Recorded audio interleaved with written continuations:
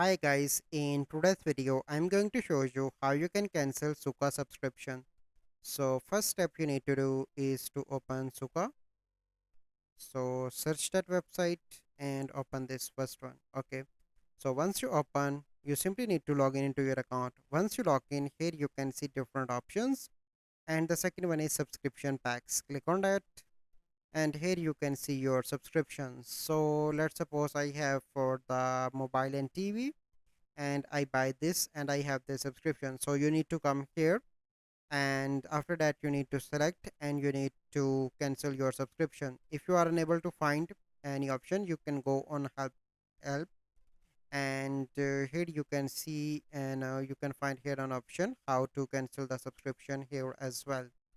But if you are on mobile, you can use Suka Play Store